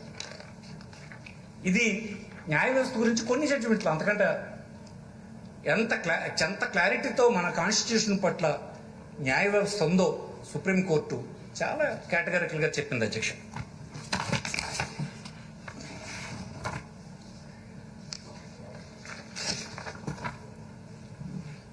సో గౌరవ high court, Andhra Pradesh high court, change of government is not a ground for change of policy అని వ్యాఖ్యానించారు అధ్యక్ష. నాకు బాధ కలిగించింది. ఒక లెజిస్లేటర్గా నేను ఒక ప్రయత్నం చేయాలి, దీని గురించి తెలుసుకోవాలి కనీసం నేనైనా సరే. సో ఒక 40 సంవత్సరాలు ప్రజా జీవితంలో ప్రతినిధిగా ఉండి అనేక సభల్లో జరిగినటువంటి చూసి, సో నేను పొరపాటు పడ్డానా, ఏం జరిగింది, ఒకసారి ఇలాంటి చర్చ జరగాలి. నాతో కొంతమంది యంగర్ జనరేషన్ వచ్చారు, వీరితో కూడా పంచుకోవాలి. ఇప్పుడు చట్టసభలో కూర్చున్న శాసనసభ్యులు రాష్ట్రాన్ని ముందుకు నడిపిస్తున్నటువంటి మా నాయకులు జగన్మోహన్ రెడ్డి గారి ప్రభుత్వం, భారత ప్రభుత్వం రాజ్యాంగం ఇచ్చినటువంటి ఓటు హక్కు ద్వారా ఏర్పడినటువంటి ప్రభుత్వం ఇది. ఎంత లెజిస్లేటర్స్ కానీ ఈ ప్రభుత్వం కానీ ఇది ఎంత మెజారిటీతో వచ్చిందని అంటే 83% రిప్రజెంటేటివ్స్ ఒకే పార్టీ నుంచి ఏర్పడినారు. ఓట్లు తీసుకుంటే అనేక పార్టీలు పోటీ చేసిన 51% ఓట్లతో వచ్చినటువంటి, అంటే ప్యూర్లీ అసలు ఏ రకమైనటువంటి ఆక్షేపణ ప్రజాస్వామ్యంలో చేయలేనటువంటి మ్యాండేట్తో వచ్చినటువంటి ప్రభుత్వం. ప్రజల విశ్వాసాన్ని, నమ్మకాన్ని సంపూర్ణంగా చూరగొన్నటువంటి ప్రభుత్వం. ఇటువంటి ప్రభుత్వాన్ని ఉద్దేశించి the change of government is not a ground to change the policy అనే వ్యాఖ్య గురించి విస్తృతంగా చర్చించాల్సిన అవసరం ఉందని నేను భావించాను. నాతో పాటు చాలా మంది ఇదే అభిప్రాయం కలిగి ఉన్నారు. అయితే ఇది రాజధానికి సంబంధించిందా అంటే నేను అలా స్మాల్ దీంతో నేను లేను. కాన్స్టిట్యూషన్ ఇచ్చినటువంటి రైట్, చట్టసభ ఈ విస్తృతమైనటువంటి అధికారం, ప్రజల ద్వారా అడాప్ట్ చేసుకున్నటువంటి రాజ్యాంగం, అది ఇచ్చినటువంటి అధికారం ఇలాగ ఎవరో నిరోధించేస్తే ఎలాగా అన్నది నా ఆవేదన. అది రాజధానికి సంబంధించిందా, కాదు ఇంకోసారి ఇంకో ప్రభుత్వం వస్తే దానికి సంబంధించిందా, కాదు దీని తర్వాత ఇంకో పాలసీ తీసుకుంటే తీసుకోకూడదా, అసలు ఏంటిది? ఎన్ని అంశాలు దీంట్లో ఇమిడి ఉన్నాయి. అసలు ఒకవేళ అదే అయితే సపరేషన్ అనే రాజ్యాంగంలో ఉండేటువంటి సపరేషన్ పవర్స్ ఈ శాసనసభకు దఖలుపడినటువంటి అధికారాల సంగతి ఏంటి? ఈ సభను అడ్డేస్తుందా ఈ జడ్జిమెంట్? ఇక ముందుకు వెళ్ళలేము కదా. ఒకవేళ వెళ్ళకపోతే అనేక ఆకాంక్షలతో ఈ ప్రభుత్వాన్ని ఎన్నుకున్నటువంటి ప్రజలతో పని ఏమైనట్టు? ఆ విధి ఎవరు నిర్వర్తిస్తారు? ఇంకెక్కడ ఉంది? ఇంకొక ఈ వ్యవస్థలో ఇంకొక వ్యవస్థ ఏదైనా ఉందా చూడడానికి? లేదు కదా. ఇలాంటి అంశాలు వచ్చినప్పుడు నేను లేఖ రాయాల్సి వచ్చింది. ప్రభుత్వం మారితే ఆ ప్రభుత్వానికి విధాన నిర్ణయాలు తీసుకునే అవకాశం లేదని అంటే అసలు మన వ్యవస్థ ఎందుకు, ఎన్నికలు ఎందుకు, మేనిఫెస్టోలు ఎందుకు, ఈ ఓట్లు ఎందుకు, ఈ డబ్బులు ఎందుకు, ఈ ఖర్చంతా ఎందుకు? ఇది కదా అసలు ముఖ్యమైనది. ఇది అసలు ప్రజలు ఓటేయడం ద్వారా ఒక పార్టీ ప్రభుత్వాన్ని తీసుకొచ్చారు అంటే దాని అర్థమే అంతకుముందు ఉన్నటువంటి విధానాలను మీరు మార్చండి అనేటువంటి మ్యాండేట్ అనే సందర్భం అటు నుంచి చూస్తే ఇది నా గందరగోళంలో పడేటువంటి అంశం ఇది. అంతే కదా అధ్యక్ష, ప్రజలు ఎన్నుకున్నారనంటే మళ్ళీ 5 సంవత్సరాల తర్వాత వెళ్ళారంటే వ్యతిరేకంగా ఓటేశారు ఉన్న పార్టీకి అని అంటే ఉన్న రాజకీయ పార్టీకి అధికారంలో ఉన్నటువంటి ఆ విధానాలు మాకు నచ్చలేదన్నటువంటిది. ఆ విధానాలు నచ్చకపోతే కొత్త విధానాలు మీరు చేయండి అని కదా. అంచేత ఇది అసలు ఆ అధికారమే మీకు లేదని అంటే ఎలా, అప్పుడు ఏం చేయాలి? ఈ ప్రశ్నల నివృత్తి కోసమే నేను ఈ లేఖ రాయడం జరిగింది. అధ్యక్ష, ఇది కేవలం నేను లేవనెత్తిన సమస్య కాదు, మన రాష్ట్రంలో ఏర్పడిన సమస్య కూడా కాదు. ఇదే సమస్య మీద అన్ని అధికారాలు ఒక శాసనసభ మీద కానీ కార్యనిర్వాహక వర్గం కానీ న్యాయ వ్యవస్థ ఒక దగ్గర కేంద్రీకృత ప్రజాస్వామ్యానికి ప్రమాదకరమే. అది ఎలా నిరంకుశత్వం దారితీస్తూ చాలా మంది పండితులు కేటగిరీలు చెప్పారు. అది ఒక్కొక్కటి మీ తోటి శాసనసభ్యులు ముందు ఉంచుతాను.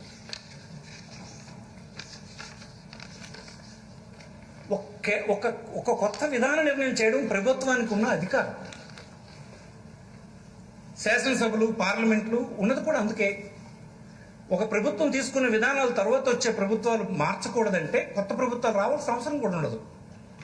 కొన్ని విధానాలు తయారు చేస్తే వాడికి శాశ్వతంగా అమలుపరచమని ఇచ్చేస్తే ఎగ్జిక్యూటివ్ పని చేసుకుంటూ పోతారు. మరి కొత్తగా ప్రభుత్వం ఎన్నికలు ఎందుకు? ఆ మాత్రం చేయడానికి 5 ఒకసారి ఎన్నిక కూడా అక్కర్లేదు. వివిధ పార్టీలు వాటి ఎన్నిక మేనిఫెస్టో ప్రజల ముందు పెట్టడం కూడా అవసరం లేదు. ఇదంతా వృధా ప్రయాసం. మనం చరిత్ర ఒకసారి చూస్తే గత ప్రభుత్వాలు పార్లమెంట్లో కానీ ఇక్కడ రాష్ట్రాల్లో శాసనసభలు కానీ వివిధ ప్రభుత్వాలు కానీ తీసుకున్నటువంటి నిర్ణయాలు కొన్ని చూడండి కలిస్తే బ్యాంకుల జాతీయకరణ, మేజర్ పాలసీ డెసిషన్, ప్రజల చేత ఎన్నుకోబడిన ఒక ప్రభుత్వం తీసుకున్న నిర్ణయం అది. రాజభరణాల రద్దు, 4 దశాబ్దాల పాటు అనుసరించినటువంటి మిక్స్డ్ ఎకానమీని ఈ దేశానికి సూట్ కాదంటే వెంటనే పివి నరసింహ గారు, కీర్తిశేష నరసింహారావు గారు వచ్చి దాన్ని మిక్స్డ్ ఎకానమీ నుంచి సరళీకృత విధానాల కోసం తీసుకెళ్తారు. దానివల్ల ఆనాడు ఉన్నటువంటి పరిస్థితులన్నీ మళ్ళీ చక్కదిద్దబడ్డాయి. ఈ రెస్పాన్సిబిలిటీ ఎవరిది? ఎవరు చేయగలరు పని?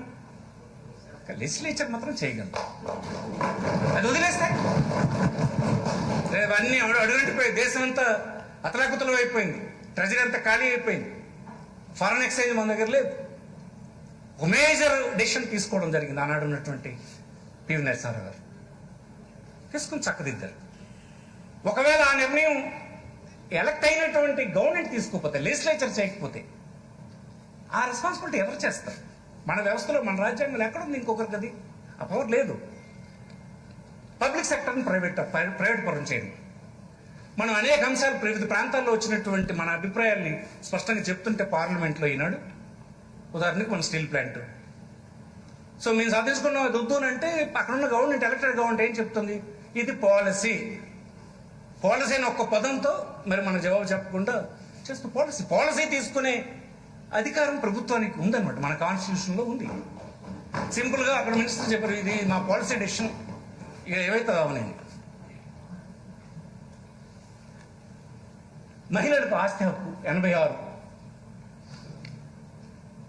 ఇప్పుడు కాన్స్టిట్యూషన్లో ఇది పెద్ద క్లియర్గా లేదు. ఆస్తి హక్కు వచ్చింది, ఇప్పుడు ఎలా వచ్చింది? ఒక పాలసీ డెసిషన్. భూ సంస్కరణలు, ఒకప్పుడు మద్యపాన నిషేధం, మళ్ళీ మద్యపానం, మళ్ళీ పాలసీ డెసిషన్సే. ఆరోగ్య విషయంలో డాక్టర్ రాజశేఖర రెడ్డి గారు తీసుకొచ్చినటువంటి సహేతుకమైనటువంటి మార్పులు. ఒక పేదవాడు ఒక ఆరోగ్యం చెడిపోతే అది కార్పొరేట్ హాస్పిటల్లో వైద్యం చేయాల్సి వస్తే, డబ్బు ఖర్చు పెట్టాల్సి వస్తే, మా గతింతే, మా బతుకులింతే, మాకింతకంటే అవకాశం లేదు, చనిపోవడమే ఇంక మాకున్న ఫైనల్ ఇది అని ఇంటిల్లిపోది కూర్చొని నిరుత్సాహంలోకి వెళ్ళిపోయినటువంటి ప్రజలకి, బాధితులకి ఆరోగ్యశ్రీ అనేటువంటి పాలసీ తీసుకోవడం వలన ఈ కాన్స్టిట్యూషన్లో ఎలాంటి ప్రభుత్వాలు వాళ్ళందరికీ హోప్ క్రియేట్ చేసినాయి. ఆ పని మనమే చేయగలం. మనము అంటే లెజిస్లేషన్ మాత్రమే చేయగలం. అవన్నీ ఉదాహరణకు చెప్పాను, అటు చాలా ఉన్నాయి. అలాగే ఎడ్యుకేషన్. సో ఒక పేద స్టూడెంట్, మాకు ఉన్నత విద్య మాకు సంబంధించింది కాదు, ధనవంతులకు సంబంధించిందని అలాగే ఈ సమాజంలో అలా చూస్తే విద్యకు నోచుకున్నాడు, సమాన హోదాకు నోచుకున్నాడు, భాషకు నోచుకున్నాడు, ఆరోగ్యానికి నోచుకున్నాడు, సమాన హక్కులు, ఓటు హక్కు లేదు. చాలా కాలం మన దేశంలో చాలా మందికి ఓటు హక్కు లేదు. ఇలాంటి అసమానతలైన సమాజాన్ని తీసుకువెళ్ళడానికి లెజిస్లేచర్కే ఆ అవకాశం ఉంది. లెజిస్లేచర్ని ఎవరు దీన్ని నిరోధించకూడదు. ఆ పని చేయడానికి ఇంకొక వ్యవస్థ దీంట్లో లేదు. State of Uttar Pradesh versus Vijay Bahadur Singh. ఈ కేసులో సుప్రీంకోర్టు ఏమన్నదంటే, it cannot be disputed that the government has the right to change its policy from time to time according to the demands of the time and situation and in the public interest. అంటే ఈవేళ ఈ ప్రభుత్వం ఒక విషయం అనుకోవచ్చు, మళ్ళీ 2 నెలల తర్వాత అది కాదు పరిస్థితి ఇంకో మారిపోయినట్టు తీసుకుంటుంది. వెంటనే ఆ అధికారం ఉంది, లెజిస్లేషన్కే ఉంది, లెజిస్లేచర్కే ఉంది. ఈ పాలసీ తీసుకున్నారు కనుక ఈ పాలసీని మార్చకూడదు అనేది లేదు. ఇది సుప్రీంకోర్టు చెప్పినటువంటి మాట. ఇంకో దీంట్లో government could not change it's industrial policy if the situation is so warranted and mainly because the resolution was announced for a particular period. It did not mean that the government could not amend and change the policy under any circumstances. అంటే ఒక దగ్గర ఒక పీరియడ్ని ఒక resolution ద్వారా ఒక ప్రభుత్వం ప్రకటించింది. అది పట్టుకొని కోర్టుకు వెళ్తే ఈ రెజల్యూషన్లు ఇలా చెప్పారు కదా అని అంటే అవన్నీ కుదరదు. ఈ విస్తృతమైనటువంటి అధికారం లెజిస్లేచర్కి ఉంది. ఎప్పుడు కావాలంటే ఎప్పుడు మార్చొచ్చు. ఎందుకంటే ఆ రెస్పాన్సిబిలిటీ మళ్ళీ ఒక లెజిస్లేచర్కి ఉంది. అది లేకుండా చేసేస్తే కష్టం. ప్రభుత్వ పరిస్థితులను బట్టి పారిశ్రామిక విధానం మార్చుకోగలదు అని సుప్రీంకోర్టు వ్యాఖ్యానించింది. 1971 సంవత్సరంలో స్టేట్ ఆఫ్ మహారాష్ట్ర వర్సెస్ ఇంకో కేసులో, so long as there is no violation of any fundamental rights and if the principles of natural justice are not offended, it was not for the High Court to lay down the policy that should be adopted by the education authorities in the matter of granting permission for the starting schools. ప్రాథమిక హక్కులు భంగం వాటిల్లినంత వరకు, సహజ న్యాయ సూత్రాలకు నష్టం జరిగినంత వరకు రాష్ట్ర ప్రభుత్వాలకి చట్టం చేసుకునేటువంటి అధికారం ఉంటుంది. ఆ రాజ్యాంగ వైలేషన్స్ ఎక్కడైనా ఉంటే ఇంటర్ఫీర్ అవ్వాలి తప్ప ఇంటర్ఫీర్ అవ్వకూడదని దాని తలకి. అలాగే గౌరవ సుప్రీంకోర్టు ధర్మపురి సుగర్ అనేటువంటి ఒక కేసులో ఉత్తరాంచల్లో a court of law is not expected to propel into the uncharted ocean of government policies. Once it is held that the government has power to frame and reframe, change and rechange, adjust and readjust policy, the said action cannot be declared illegal.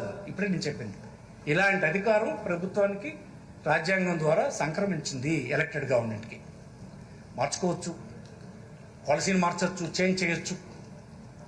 ఏది ప్రజల విషయాల ప్రయోజనాలకు ప్రజల కోసం అవసరం అనుకుంటే చేస్తుంది. అది ఎంతవరకు ప్రాథమికమైనటువంటి అంశాలు రాజ్యాంగంలో ఎక్కడ వైలేట్ కానంత వరకు రాష్ట్ర ప్రభుత్వానికి అధికారం ఉంటుంది. ఇది సుప్రీంకోర్టు చెప్పినటువంటి మాట. The action cannot be declared illegal, arbitrary or ultra vires the provisions of the constitution only on the ground that the earlier policy had been given up, changed are not adhered to it. 2. It also cannot be attacked on appeal that the earlier policy was better and shifted to the prevailing situation. విధాన నిర్ణయం అనేది ఒక అనంతమైన సముద్రం. ఆ సముద్రంలో న్యాయస్థానాలు చొరబడ్డం వాంఛనీయం కాదు. ప్రభుత్వానికి విధాన నిర్ణయం చేయడానికి, చేసింది సరిచేసుకోవడానికి, మార్చడానికి, మార్చింది మరోసారి సరిదిద్దుకోవడానికి, సరిదిద్ది సంస్కరించడానికి అధికారం ఉందని సుప్రీంకోర్టు రూఢి చేసింది. అటువంటిప్పుడు పాత విధానాన్ని విడిచిపెట్టారను, మార్చారను, లేదా పాత విధానాన్ని యథాతథంగా అమలు చేయాలను ప్రభుత్వ చర్యలు చట్ట వ్యతిరేకమని, ఇది పాత విధానం మంచిదనే అభిప్రాయంతో కోర్టులు దాడి చేయకూడదన్నది సుప్రీంకోర్టు అభిప్రాయం. ఆ ప్రభుత్వం ఏది బెటర్ అనుకుంటే అది చేస్తుంది. అలాగే supreme court peerless general finance and investments, courts are not to interfere with the economic policy which is the function of experts. It is not the function of the courts to sit in judgment over matters of economic policy, and it must necessarily be left to the experts bodies. In such matters, even experts can seriously and doubtlessly differ. Courts cannot be expected to decide them with even the aid of experts. ఆర్థిక విధానాల రూపకల్పనలో నిపుణుల పని, దాంట్లో కోర్టులు జోక్యం చేసుకోకూడదు. కోర్టులు తమ తీర్పులు ఎటువంటి అంశాల జోలికి పోకుండా నిపుణులతో కూడిన వ్యవస్థలకు విడిచిపెట్టాలి. ఆ నిపుణులు కూడిన వ్యవస్థలు ఎగ్జిక్యూటివ్ ఉంటాయి. విశ్లేషణ తప్పనిసరిగా నిపుణులు చేయాలి. కోర్టులు కూడా నిపుణుల సహకారం తీసుకొని నిర్ధారించలేవు. అలాగే ప్రీమియం గ్రానైట్స్, ఇది తమిళనాడులో case. It is not the domain of court to embark upon Uncharted ocean of public policy in an exercise to consider as to whether a particular public policy is wise or a better public policy can be evolved. Such exercise must be left to the direction of the executive and legislative authorities only. ఇది వాళ్ళకు వదిలేయాలని చెప్తారు. వీళ్ళ ఇట్లా చేయలు పెట్టకూడదని చెప్తారు. BALCO employees ఇది కూడా అంతే. In a democracy it is the prerogative of each elected government to follow its own policy. Often a change in government may result in the shift in focus or change in economic policies. Any such change may result in adversely affecting some vested interests. Unless any illegality is committed in the execution of the policy or the same is contrary to law or malified, a decision bringing about change cannot be per se be interfered with by the courts. ప్రజాస్వామ్యం ఎన్నికైన తమ ప్రభుత్వానికి, ప్రతి ప్రభుత్వానికి సొంత విధాన నిర్ణయాలను రూపొందించుకునే హక్కు ఉంటుంది. తరచూ జరిగే ప్రభుత్వాల మార్పిడి వలన ఆర్థిక విధానాల ప్రాధాన్యతలు మారుతాయి. మౌలిక విధానంలో కూడా మార్పులు వస్తాయి. ఈ మార్పులు కొంతమంది వెస్టెడ్ ఇంట్రెస్ట్తో దెబ్బతీయొచ్చు. అయితే ఆ విధానాల అమలులో ఏదైనా చట్ట వ్యతిరేకంగా జరిగిన దుర్బుద్ధితో చేసిన అమలు తీరులు ప్రశ్నించవచ్చు. కానీ ఆ పేరుతో మారిన విధానంలో కోర్టులు అనేవి జోక్యం చేసుకోకూడదని సుప్రీంకోర్టు అభిప్రాయం. కోర్టులు తమ పరిధి పరిమితులను అధిగమించి కార్యనిర్వాహక వర్గం యొక్క విధాన నిర్ణయంలో టింకరింగ్ అనే మాట వాడారు supreme court. The court cannot and should not upset it limits and tinkering with the policy decision of the executive functionary of the state. నిజానికి ప్రతి విభాగానికి శాసన కార్యనిర్వాహక న్యాయ వ్యవస్థల కన్నా ఎవరి పరిధిలో వారికి ఉన్న ఆధిక్యతను వారికి ఉన్నట్టు ధృవీకరించాల్సిన అవసరం ఉంది. అలాగే న్యాయ వ్యవస్థను జ్యుడిషియల్ రివ్యూ, ఎగ్జిక్యూటివ్, లెజిస్లేచర్ విభాగాలపై ఉన్న న్యాయ సమీక్ష అధికారం రాజ్యాంగ చట్టానికి లోబడి ఉండాలి. అందువల్ల జ్యుడిషియల్ యాక్టివిజం పేరున న్యాయ వ్యవస్థ పరిధి దాటకుండా నియంత్రణలో ఉన్నప్పుడే ఇటువంటి అపోహలకు అవకాశం ఉండదన్నది చెప్పారు. ఇవన్నీ సుప్రీంకోర్టు చెప్పినటువంటి అధ్యక్ష. డిఫరెంట్ జడ్జెస్ ఈ దేశంలో పేరు ప్రఖ్యాతులు గాంచినటువంటి ఈ 70 సంవత్సరాలు ఈ కాన్స్టిట్యూషన్ మనుగడ సాగించడానికి ఎన్ని వందల సంవత్సరాలైనా ఇది మనుగడ సాగిస్తుంది అన్నటువంటి కాన్ఫిడెన్స్ ఇవ్వడానికి కారణమైనటువంటి న్యాయ వ్యవస్థ చెప్పిన మాటలే ఇవి మనందరికీ ఆదర్శం అని నేను భావిస్తున్నాను అధ్యక్ష. శాసనసభ ఎప్పుడైనా ఒక పౌరుడు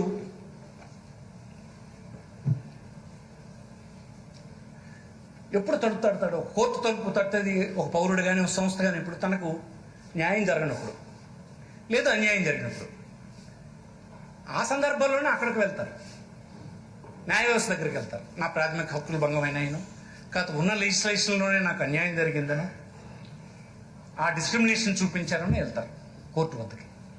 కానీ శాసనసభ ఎప్పుడు పౌరుల అవసరాలు తీరుస్తూ తనకేమి కావాలో ముందు చూపుతో ఆలోచిస్తూ అతను ముంగిట ఉండడానికి ఎప్పుడూ ప్రయత్నం చేస్తుంది. ఇది ప్రజల చేత ఎన్నుకున్నట్టు రేపు ఏం జరగబోతుందని దానికి ముందు నుంచే ప్రిపేర్ అవుతాయి ఎలక్టెడ్ గవర్నమెంట్స్. ఈ పని ఈ వ్యవస్థలో ఇంకెవరు చేయరు. కోర్టుల దగ్గరికి వెళ్ళేవారు ఎవరు, నాకు అన్యాయం జరిగింది అనేటువంటి వాళ్ళు ఎవరో కోర్టు వద్దకు వెళ్తారు. కానీ ప్రభుత్వం అలా చేయడం అన్యాయమైనంత వరకు కాదు, ముందు ఏ ప్రమాదం రాబోతుందో ఏం చేయాలి. ఉదాహరణకు మనకి కరోనా వచ్చింది. మనం ఎవరు ఊహించింది, ప్రపంచం అంతా ముంచేసింది. కానీ ఆంధ్రప్రదేశ్లో సమర్థవంతంగా కరోనాని జగన్మోహన్ రెడ్డి నాయకత్వంలో ప్రభుత్వం ఎదుర్కొంది. ఇది ఏంటంటే ప్రభుత్వాలే చేయగలరు. అందుకోసం ఆ ప్రభుత్వాన్ని నిరోధించేటువంటి పని చేస్తే కాన్స్టిట్యూషనల్ ఫంక్షన్స్కి అడ్డుపడడం ఒకటి కాకుండా అసలు మనం ప్రజలకి ఒక రకంగా అన్యాయం చేసినట్టు అవుతుంది. మన కాన్స్టిట్యూషన్ ఇచ్చినటువంటి అధికారాలను ఎక్సర్సైజ్ చేయనివ్వకుండా అడ్డుపడిపోతే అది అల్టిమేట్గా ప్రజలకి నష్టం జరిగిపోతుంది.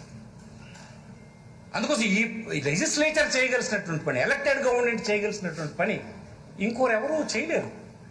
అందుకోసం దీనికి అడ్డంకి. అందుకే సుప్రీంకోర్టు అన్ని జడ్జిమెంట్లలో ఇన్ని రకాల స్వేచ్ఛ ప్రభుత్వాలకు ఇచ్చిపెట్టి. ఎందుకు? ఎన్నో శతాబ్దాలుగా అసమానతలకు గురైన సమాజం పట్ల శాసనసభ బాధ్యత వహించాలి. ఒక ప్రాంతంలో తిండి లేనివాడు ఉంటాడు, గూడు లేనివాడు ఉంటాడు, గుడ్డ లేనివాడు ఉంటాడు, అనారోగ్యంతో ఉంటారు. మనం చేసినటువంటి చట్టాలు ఇచ్చిన సదుపాయాలు అందరూ ఉంటారు. అందరూ ఇట్లా సమానమైన బాధ్యత వహించాలి. ఇది అలాగే వైద్యం, విద్య, సంక్షేమం ప్రత్యేక శ్రద్ధ చూపించవలసిన అవసరం ఉంది. అందుకే ఇప్పుడు ఆ దిశగా ఈ ప్రభుత్వం ప్రయాణం చేస్తుంది. మీరు చూస్తున్నారు అనేక ప్రాంతాల్లో హాస్పిటల్ తీసుకొచ్చి అందరికీ విపరీతం. మొన్న 670 కోట్ల రూపాయలు ఆరోగ్యశ్రీ కింద డబ్బులు ఒకే పెన్ స్ట్రోక్తో ముఖ్యమంత్రి గారు ఇచ్చారని నేను అక్కడ చూశాను. ఈ పని ఎవరు చేయగలరు? లెజిస్లేచర్ ఈ పని చేయకపోతే, ఎలక్టెడ్ గవర్నమెంట్స్ ఈ పని చేయకపోతే ఇంకొకరు ఇది మీట్ అవ్వలేరు. వెనుకబడిన ప్రాంతాల అభివృద్ధి. మనం అధికారంలోకి రాకముందు ఈ రాజకీయ పార్టీ అన్ని ప్రాంతాలకు పోయి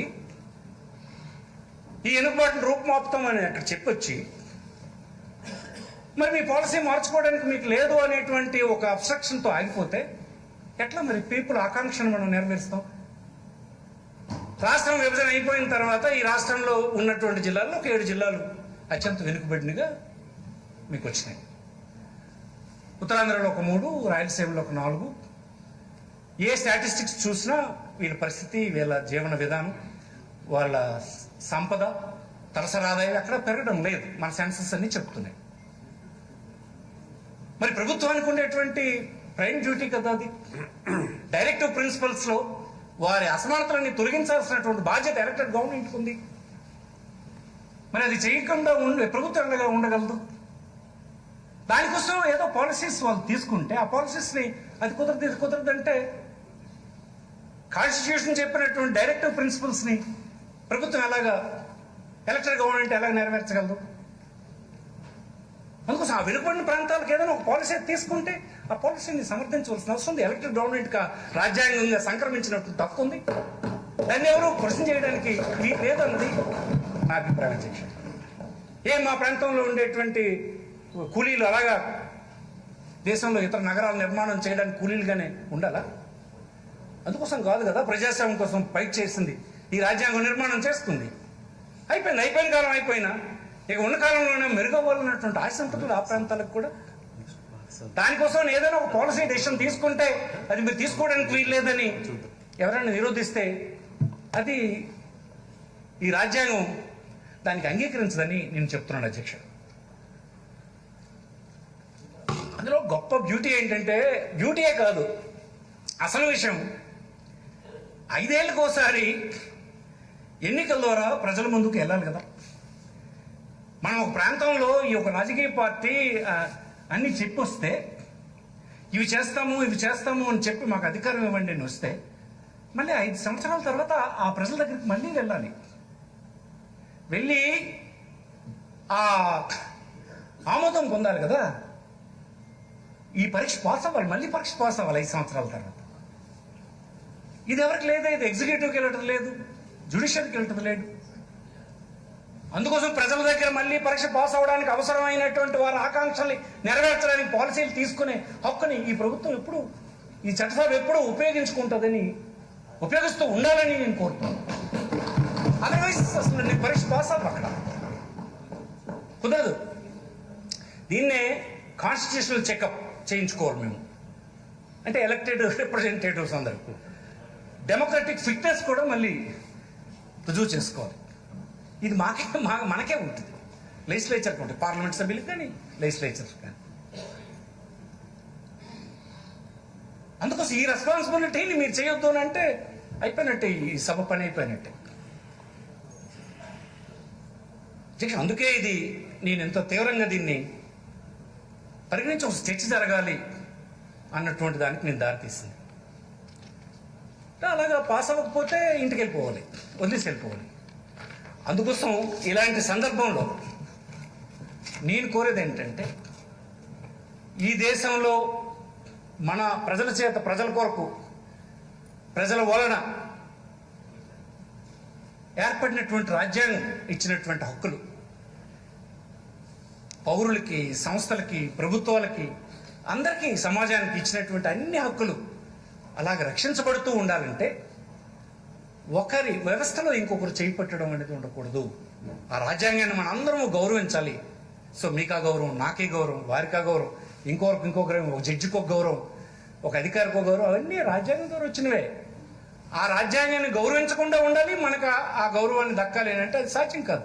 రాజ్యాంగాన్ని గౌరవిస్తున్నంతకాలమే మనందరి గౌరవాలు నిలబడతాయి అన్నది మాత్రం ప్రతి ఒక్కరూ ఈ దేశంలో గమనించాలి. రాజ్యాంగాన్ని ఎవడూ గౌరవించకపోతే మనకున్న గౌరవం ఎట్లా లభిస్తుంది? రాజ్యాంగమే నీకు ఆ గౌరవాన్ని ఇచ్చింది. ఏ వ్యవస్థకైనా, ఏ పౌరుడికైనా కొన్ని హక్కులు అవి ఇచ్చింది. ఆ రాజ్యాంగాన్ని గౌరవించే దీనికి ఎక్కడ దెబ్బ తగిలినా ఎలర్ట్గానే ఉండాలి, సరిదిద్దుతూ ఉండాలి. కోర్టులు పని చేస్తుంది, చేసే కోర్టులు, ఈ దేశంలో కోర్టులు గణనీయమైనటువంటి వారి సేవలు అందించాయి. ఈ కాన్స్టిట్యూషన్ని కాపాడడానికి తన వంతు పాత్ర ఎప్పుడూ పోషిస్తూనే ఉన్నాయి, పోషించాయి. అందుకే 70 సంవత్సరాలు ఈ కాన్స్టిట్యూషన్ బ్రహ్మాండంగా ముందుకు ఇంకా అనేక దశాబ్దాలు, 100 సంవత్సరాలు ఇది కొనసాగేటువంటి గొప్ప రాజ్యాంగాన్ని మన పెద్దలంతా ఇచ్చారు. దానికి అంబేద్కర్ లాంటి వాడిని అధ్యక్షుడు చేస్తే, ఎందుకంటే అనేక సందర్భాల్లో అంబేద్కర్ని మనం తలుచుకుంటాం. ఇలాంటి రాజ్యాంగ రచనకు అవసరమైన ఏర్పడిన సంఘానికి అధ్యక్షుడిగా ఆనాడు కాన్స్టిట్యూంట్ అసెంబ్లీ అతన్ని అధ్యక్షత ఇస్తుంది. ఆనాడు 14-15 కమిటీలు వేస్తారు. రాజ్యాంగం రచన చేసే కమిటీకి మాత్రం అంబేద్కర్ని వేస్తారు. అతను ఇచ్చినటువంటి రాజ్యాంగం ఇన్ని హక్కులను మనకి ఇచ్చింది, ఈ గౌరవాన్ని ప్రసాదించింది. ఇది కాపాడుకోవాల్సిన బాధ్యత అందరిపైన ఉన్నదని నేను భావిస్తూ, నాకు ఇలాంటి చరిత్ర కలిగిన శాసనసభలో సభ్యుడిగా ఉంది. ఈ శాసనసభ ఏంది, బ్రిటిషర్స్ ఉన్నప్పుడు ఉన్నటువంటి ప్రొవిన్షియల్ కౌన్సిల్ మెంబర్స్ తోటి ఒక సభ ఉండేది. ఆ సేవేమో రాజ్యాంగ రచనకేమో కాన్స్టిట్యూంట్ అసెంబ్లీ అయింది, తర్వాత అదే పార్లమెంట్ అయింది. ఇలాంటి చరిత్ర కలిగినటువంటి లెజిస్లేచర్లో నేను కూడా ఒక సభ్యుడిగా ఉన్నందుకు నేను ఎప్పుడూ గర్వపడుతుంటాను. ఈ దేశంలో ఇలాంటి రాజ్యాంగం కింద, ఇలాంటి వ్యవస్థలో నాకు కూడా ఒక లెజిస్లేచర్గా ఉండే గౌరవం, ఆ గౌరవం ఉండాలని, కాపాడుకోవాలని ప్రయత్నం చేస్తుంటాను. అందులో భాగమే ఇది తప్ప అంతకుమించి ఎవరిని కించపరచడానికో, ఎవరిని తప్పుపడడానికి కాదు. ఒక విశాలమైన పరిధిలో దీన్ని మీ దృష్టికి, మా సభానాయకుల దృష్టికి, అలాగే నా తోటి శాసనసభ్యులతో చర్చించాలన్నటువంటి తాపత్రయం ఈ ప్రయత్నమని ఈ సందర్భం మనవి చేస్తూ, దీనికి అనుమతించినందుకు, అలాగే ఆవేదన ఎంత ఉంటుందంటే, జిల్లాలు హైదరాబాద్ విడదీస్తే ఆనాడు అందరం కుంగిపోయాం. అరే 70 సంవత్సరాలు మనం పెట్టిన పెట్టుబడి అంతా ఒక దగ్గర ఉండిపోయి మళ్ళీ వచ్చాం ఇక్కడికి. మళ్ళీ జిల్లాలు విడదీస్తే ఓ చిన్న పార్ట్ పోతుందంటే గిజగిజలాడాం. ఆ విషయాన్ని ముఖ్యమంత్రి గారి దృష్టికి తీసుకొస్తే, ఆ అభివృద్ధి 80 సంవత్సరాలు 70 సంవత్సరాలు అభివృద్ధి చేసిన ప్రాంతం మీ జిల్లాకే ఉంచుతున్నామని మన జిల్లా ప్రజలకి అందరికీ ఆయన మాట ఇచ్చి అది నిలబెట్టారు. వారికి ధన్యవాదాలు. అంటే ఈ అసమానతలను తొలగించడానికి చేస్తుండాలి, ప్రయత్నాలు చేస్తుండాలి. ఇంత ఆవేదన ఉంటుంది. ఇవన్నిటికీ లెజిస్లేచర్కి ఆ శక్తి ఎప్పుడు తగ్గిపోకుండా చూడు. ఇది ఈనాడు ఈ ప్రభుత్వం ఉంటుంది, ఇంకోసారి ఇంకో ప్రభుత్వం రావచ్చు. ఇలాగ ఇది కొనసాగాలి, శతాబ్దాలు కొనసాగాలి. ఈ వ్యవస్థను రక్షించేటువంటి పని అందరం ఎవరి కంట్రిబ్యూషన్ వాళ్ళు చేస్తుండాలని ఈ సందర్భంగా మనవి చేస్తూ, మీకు ముఖ్యమంత్రి గారికి ధన్యవాదాలు తెలియదు సెలవు తీసుకుంటాం. నమస్కారం.